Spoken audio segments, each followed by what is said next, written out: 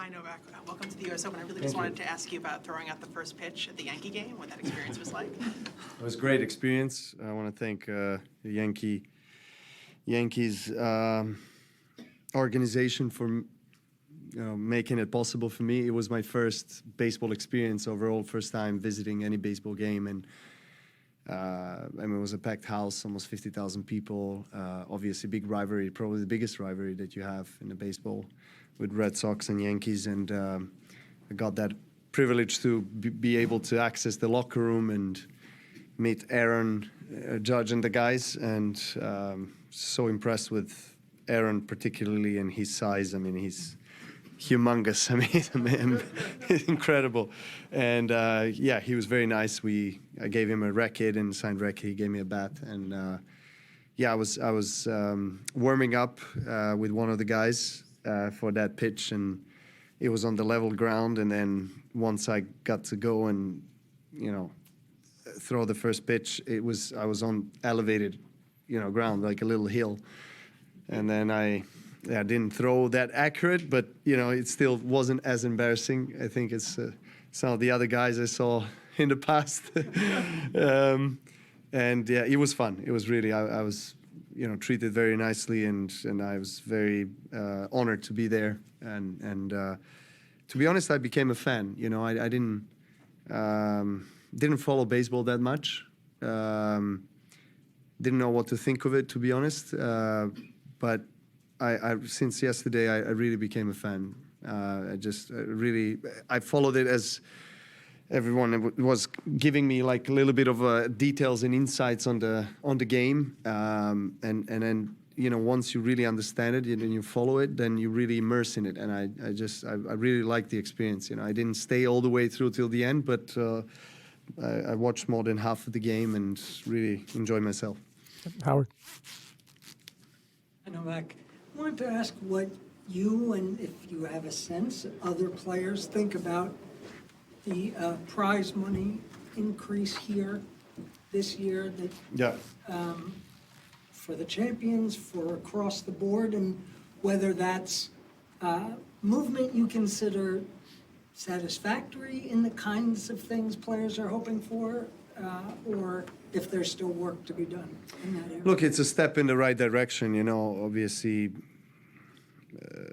it's better. It's always nice and positive to see that Grand Slams are, willing to improve the prize money overall across the board for the players. And whether it's an ideal situation for us, I think overall, I don't think so. I think there's still a lot more room for improvement in that sense. And by the way, just for the record, I'm not talking about myself, because I see that in the past when I talk about this topic, people like to say, well, look at him, wanting more money for himself. It's not about that. I'm just talking about overall in general, as I was talking about it, previous years, that, not many tennis players live out of the sport globally. And that's not something that I see has been talked about enough.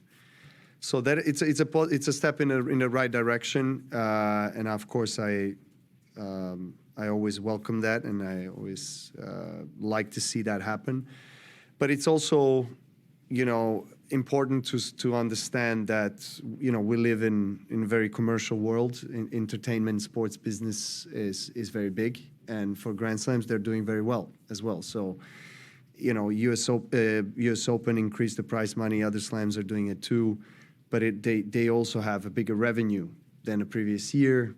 And then there's the inflation part, which is a completely different topic, but important to take in consideration when you talk about these things. But again, overall, it's definitely a positive step.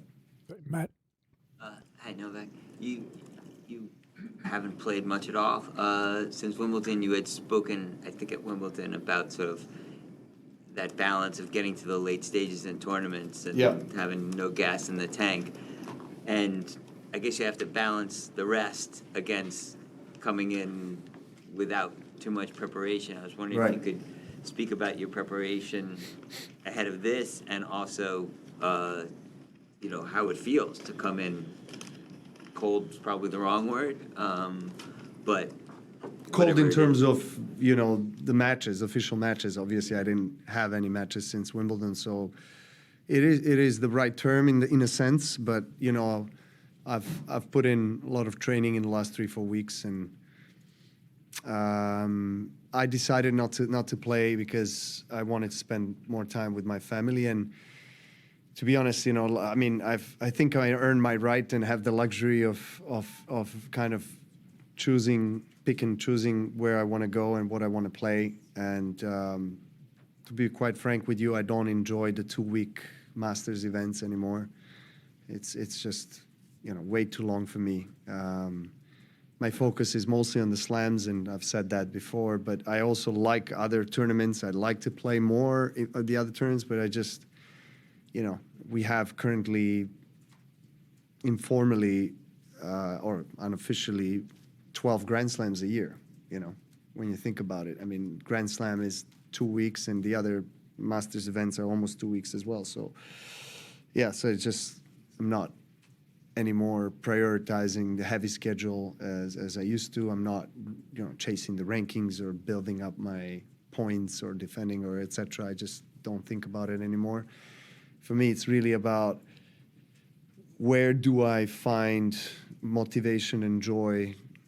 Where will I be inspired to play the best tennis, and where do I care to be really and play? And slams are obviously the 4 main tournaments where I always feel the most motivation, and then the other tournaments here and there where I don't actually have any schedule other than slams, to be honest. I kind of like feel in a moment what I want to do, and how I want to balance things out with the other priorities in life, and family being, of course, the main one, and being there for the important dates. Speaking of which, I'm going to miss out, maybe going to miss out on my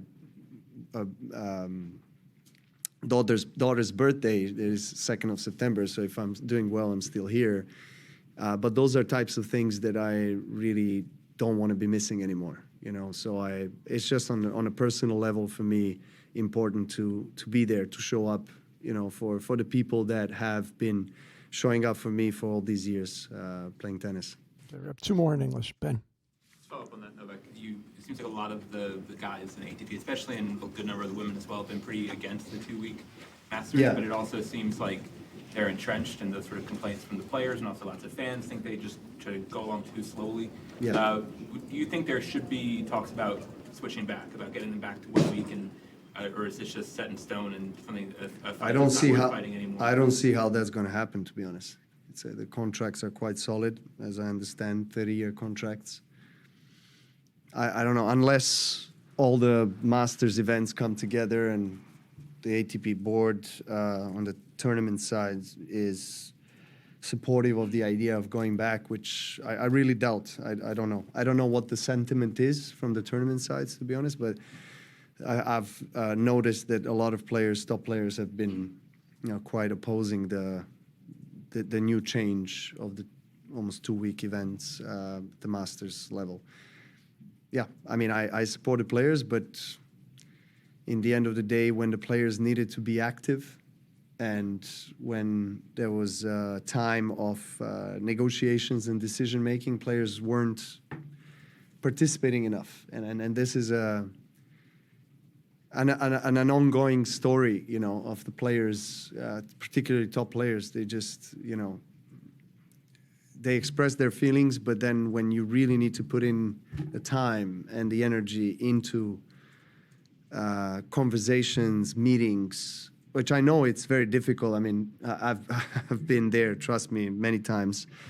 But it's necessary because then, you're doing something not only for yourself, but future generations, and then you're making the right moves, right steps, and contributing.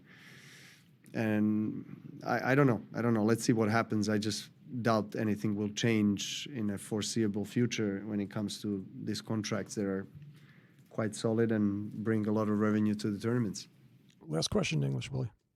Novak, with your perspective on what Roger did and Rafa did and you are still doing, what are your thoughts on what Alcaraz and Sinner are doing and the challenge for all players, knowing that they're likely going to be there in their way? I think their rivalry is amazing. What they have done in the previous 2 years is, remarkable for both of these players, particularly this year, the finals that we've seen them play against each other in Roland Garros, Wimbledon, and a few other tournaments is just amazing for our sport, I think, because on a global sport stage, you always, these are the types of encounters and rivalries people get very excited about. When it comes to individual sports like ours or boxing or, Formula One racing or whatever it is, golf, people love to see, rivalries. And I think their rivalries is without a doubt the best one we have at the moment. And it looks like it's going to stay like that for some time. And then you have obviously other young players that, are definitely going to challenge them. And hopefully somebody can get in the mix, Rune was there, and then he kind of goes up and down. Fonseca, there's players that are able to have that joker spot, the third spot. And I kind of empathize with the third guy because I was in those shoes, with Federer and Nadal. So I want to see a third guy coming in. But it's fun, obviously to see these guys play on such a high level is amazing.